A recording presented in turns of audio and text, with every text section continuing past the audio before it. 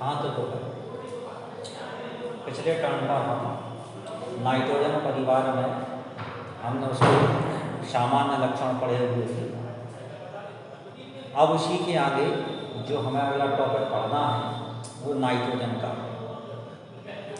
अब नाइट्रोजन में सबसे पहले इसकी उपस्थिति के बारे में चर्चा करेंगे। तो इसकी उपस्थिति क्या है? तो ऐसा बताया गया कि नाइट्रोजन जो है प्रकृति में मुक्त एवं संयुक्त दोनों अवस्थाओं में पाई जाती है। और मुक्त अवस्था में नाइट्रोजन वायुमंडल में, किसमें वायुमंडल में ऐसा बताएगा 78% नाइट्रोजन होती है। कितने परसेंट? 78% नाइट्रोजन होती है। ये आयतन अनुसार होती है। और संयुक्त अवस्था में यह मुख्य रूप से नाइट्रेट लवणों के रूप में पाई जाती है। जैसे आपने एक नाम सुना होगा चिली साल्ट ईटर। क्या नाम सुना? Chilli salt eater. तो चिली साल्ट ईटर का सूत्र आपने पढ़ा होगा, सोडियम नाइट्रेट होता है इसका रासायनिक नाम। क्या सूत्र होता है? NaNO3। और आपने नाम सुना होगा दूसरा सोडा। सोडा में क्या है? KNO3 हो गया है। और यूरिया में भी नाइट्रोजन संयुक्त अवस्था में होती है। तो यूरिया का भी हम सूत्र क्या देख देते हैं? NH2CO NH2। ये यूरिया होती है। और अमोनियम लवणों में नाइट्रोजन जो होती है संयुक्त अवस्था में पाई जाती है। तो हमने क्या बताया कि प्रकृति में नाइट्रोजन संयुक्त और मुक्त दोनों अवस्थाओं में पाई जाती है। और मुक्त अवस्था में यह नाइट्रोजन वायुमंडल में 78% आयतानुसार पाई जाती है। और संयुक्त अवस्था में यह मुख्यतः नाइट्रेट लवणों के रूप में पाई जाती है। और यूरिया में भी नाइट्रोजन संयुक्त अवस्था में होती है। अब हमें इसके बनाने की विधि का अध्ययन करना है। तो देखें जरा, तो नाइट्रोजन के बनाने की सबसे पहले जो विधि है वो है प्रयोगशाला में। कहाँ? कौन सी विधि है? प्रयोगशाला।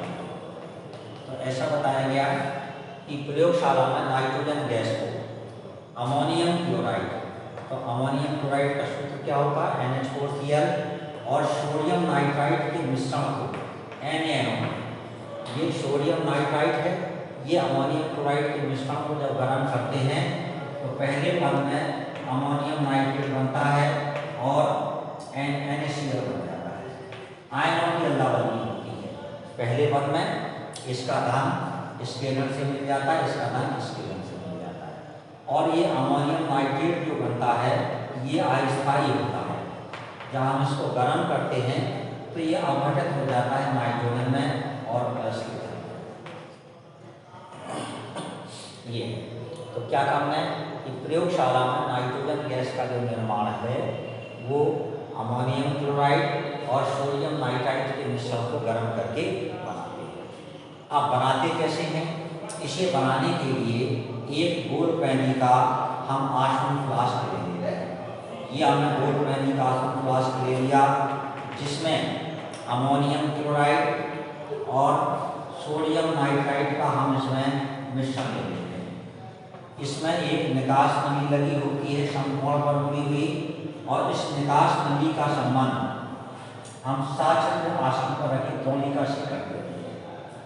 ये जो द्रोणिका बनी है ये साचक्र आसन पर रखी हुई द्रोणिका से हम करते हैं। और इसमें जो है गहजात रखा रहता है। क्या रखा था? साचक्र आसन में द्रोणिका से करते थे जिसमें जो है गहजात होता। फिर क्या किया? इसको हमने प्लेन पर कर देते हैं और जल ऊष्मक ले रहे हैं या वायु ऊष्मक पर लेकर के इस नाइट्रोजन के इसको हम गर्म करते हैं। जब हम गर्म करते हैं तो फिर नाइट्रोजन गैस बनती है। यहाँ पर ये लगा दिया, नाइट्रोजन गैस बनती है। और यह नाइट्रोजन गैस समकोण पर मुड़ी नली के माध्यम से जो है इसमें जाती है, इसमें जल भरा रहता है और ये बुलबुले नाइट्रोजन गैस यहाँ इकट्ठित हो जाती है। फिर से सुनेंगे। प्रयोगशाला में नाइट्रोजन गैस बनाने के लिए एक गोल पैनी का आसवन फ्लास्क लेते हैं जिसमें अमोनियम क्लोराइड और सोडियम नाइट्राइड का मिश्रण लेते हैं। फ्लास्क का सामान्य समकोण से मुड़ी हुई नली से कर देते हैं, निकास नली से, जिसका एक सिरा तो फ्लास्क में रहता है और दूसरा साचित्र आसन में रखी द्रोणिका से कर देते हैं। मतलब गैस जार है, इससे इसका संबंध होता है। फ्लास्क को जल ऊष्मक या वायु ऊष्मक पर रखकर गर्म करते हैं तो ये क्रिया होती है। इस क्रिया के फलस्वरूप नाइट्रोजन गैस बनती है, जिसे हम इस गैस जार में एकत्रित कर देते हैं। ये थी इसकी प्रयोगशाला की।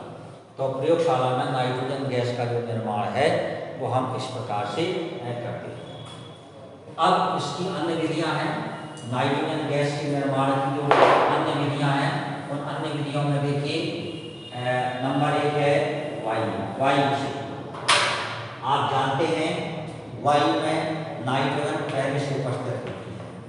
वायु में आयतानुसार 78% नाइट्रोजन उपस्थित होती है। और आप जानते हैं वायु में कार्बन डाइऑक्साइड भी होती है और ऑक्सीजन भी होती है। तो कार्बन डाइऑक्साइड और ऑक्सीजन को हम अलग कर दें तो जो वायु में शेष बचेगी वो नाइट्रोजन बचेगी। तो इसके लिए क्या करते हैं कि वायु को कास्टिक पोटाश के विलयन में या कास्टिक सोडा विलयन में प्रवाहित करते हैं। तो कास्टिक पोटाश का जो विलयन होता है वो कार्बन डाइऑक्साइड को अवशोषित कर लेता है। तो कास्टिक पोटाश की जब हम कार्बन डाइऑक्साइड से क्रिया कराते हैं तो पोटेशियम कार्बोनेट बन जाता है और प्लस के एसिड ये बन जाता है। ठीक, इस वजह से कार्बन डाइऑक्साइड कास्टिक पोटाश में अवशोषित हो जाती है। इसके बाद जो वायु बचती है CO2 अवशोषित करने के बाद हम जल के ऊपर जलते हुए फास्फोरस जलाया जाता है, उससे उस वायु को गुजारते हैं। तो जो वायु में फास्फोरस है वो वायु की ऑक्सीजन से क्रिया करके फास्फोरस पेंटॉक्साइड का निर्माण कर लेते हैं। आप जानते हैं कि P2O5 होता है, ये द्विअणु के रूप में रहता है। तो P4O10 द्विअणु के रूप में रहता है। तो बैलेंस करने के लिए क्या 5 को यूज करना पड़ेगा, 4P करना पड़ेगा। और यह P4O10 है, ये जल के ऊपर चूंकि फास्फोरस जलाया जाता है तो जल से क्रिया करके 8 फास्फोरिक अम्ल का निर्माण करता है। बैलेंस करना है, P कितने हैं 4, तो हमें 4 करना पड़ेगा। H 12 हो गए, 6H2 हो गया, ये हो गया। तो 8 फास्फोरिक अम्ल बन जाता है और ऑक्सीजन पृथक हो जाती है। अब जो शेष बचती है वो नाइट्रोजन होती है। तो क्या करना है, वायु में 78% नाइट्रोजन उपस्थित होती है और इसमें इसके अलावा कार्बन डाइऑक्साइड और ऑक्सीजन उपस्थित होती है, जिसे दूर करने के लिए पहले वायु को कास्टिक पोटाश के विलयन से प्रवाहित करते हैं। तो कास्टिक पोटाश का जो विलयन है वो कार्बन डाइऑक्साइड गैस को अवशोषित कर लेता है। और इसके बाद जल के ऊपर जलते हुए फास्फोरस में हम वायु को प्रवाहित करते हैं। तो वायु जो है ऑक्सीजन से क्रिया, फास्फोरस की ऑक्सीजन से क्रिया होती है और फास्फोरस पेंटॉक्साइड बन जाता है। यह फास्फोरस पेंटॉक्साइड जल में विलय होकर के ऑर्थोफॉस्फोरिक अम्ल का निर्माण कर लेता है। इस प्रकार से हमारी ऑक्सीजन भी अलग हो जाती है, तो वायु में शेष जो रह जाती है वो नाइट्रोजन हो जाती है। इस प्रकार से नाइट्रोजन को वायुमंडल से पृथक करते हैं। ये तीसरी दूसरी विधि। अब हम इसकी तीसरी विधि के बारे में चर्चा करेंगे, जो है अमोनियम डाइक्रोमेट को सूत्र होता है NH4 का होल ट्वाइस Cr2O7। ये अमोनियम है, ये डाइक्रोमेट आयन है।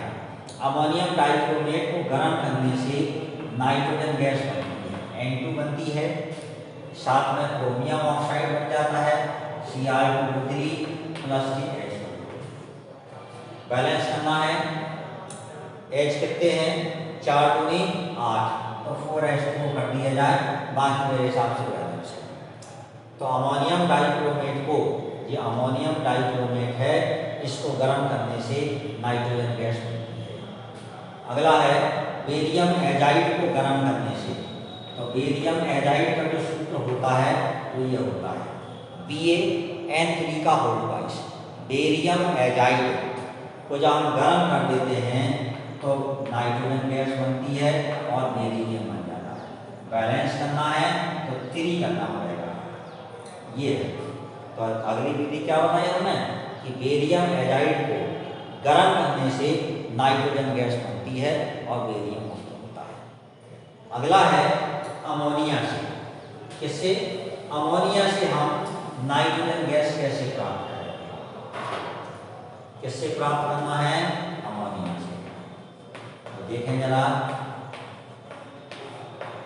अमोनिया का अपचाय गुण है, यदि हम कॉपर ऑक्साइड से अमोनिया की क्रिया कराते हैं, ये अमोनिया है, ये कॉपर ऑक्साइड धातु ऑक्साइड है, तो यह अमोनिया कॉपर ऑक्साइड को कॉपर में अपचयन कर देती है, स्वयं नाइट्रोजन में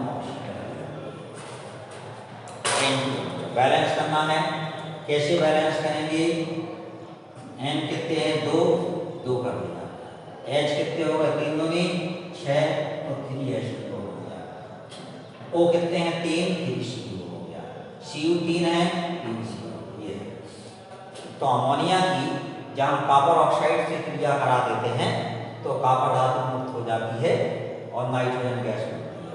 या ऐसा भी इसका एक बैलेंस समीकरण है, बैलेंस अमोनिया की आदत की हम क्लोरीन से क्रिया कराते हैं तो अमोनियम क्लोराइड बन जाता है 6NH4Cl प्लस Na।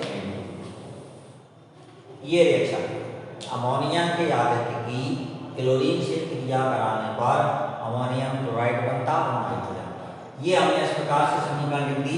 चाहे इसकी हम आंशिक समीकरण लिख करके जोड़ देंगे तो हमें ये प्राप्त हो जाएगा। ये था अमोनिया से बनाने की विधि। तो अभी हमने क्यों काय से बताई? एक तो प्रयोगशाला विधि बताई नाइट्रोजन गैस बनाने की, दूसरी वायु से, तीसरा अमोनियम डाइक्रोमेट को गर्म करने से बन जाता है, चौथा बेरियम एजाइड को गर्म करने से नाइट्रोजन गैस बनती है, और पांचवा जो है अमोनिया से। अमोनिया से हम नाइट्रोजन गैस का निर्माण 2 तरीके से कर सकते हैं। एक तो अमोनिया की धातु ऑक्साइड से क्रिया करते हैं, कॉपर ऑक्साइड है, आयरन ऑक्साइड है, लेड ऑक्साइड वगैरह से क्रिया करा दें, या फिर अमोनिया की आदत की क्लोरीन से क्रिया करा दें तो नाइट्रोजन गैस मुक्त होती है। अब हम इस नाइट्रोजन गैस की जो है रासायनिक गुणों के बारे में भी चर्चा करेंगे। तो जो रासायनिक गुण है, इसके जो रासायनिक गुण है, नंबर 1 धातुओं से क्रिया। धातुओं से क्रिया हमने आपको बताया था, यदि नाइट्रोजन का स्ट्रक्चर देखें, बॉन्ड देखें, तो N और N के बीच में ट्रिपल बॉन्ड पाया जाता है। त्रिबंध होने की वजह से इसकी बॉन्ड जो एंथैल्पी है वो ज़्यादा है, और बॉन्ड एंथैल्पी ज़्यादा होने की वजह से यह सामान्य ताप पर नाइट्रोजन लगभग निष्क्रिय होती है, लेकिन उच्च ताप पर नाइट्रोजन सक्रिय होती है।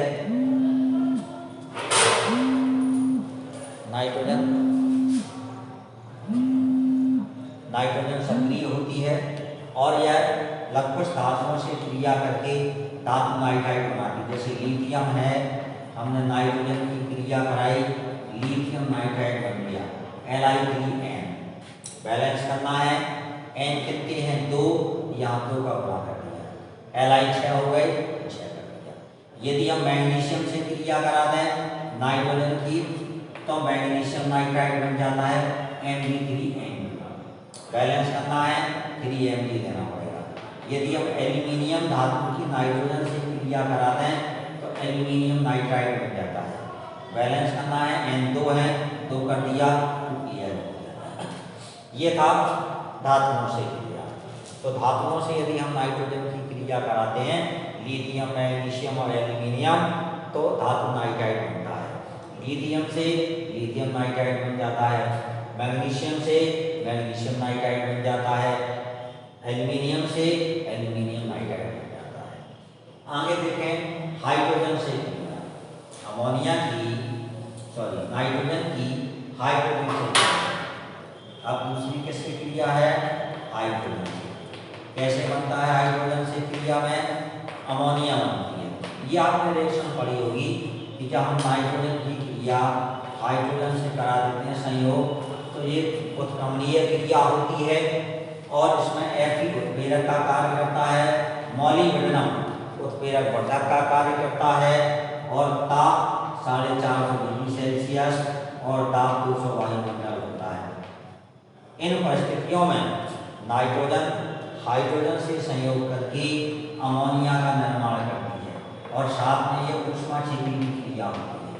22.4 किलो कैलोरी ऊष्मा उत्सर्जित होती है।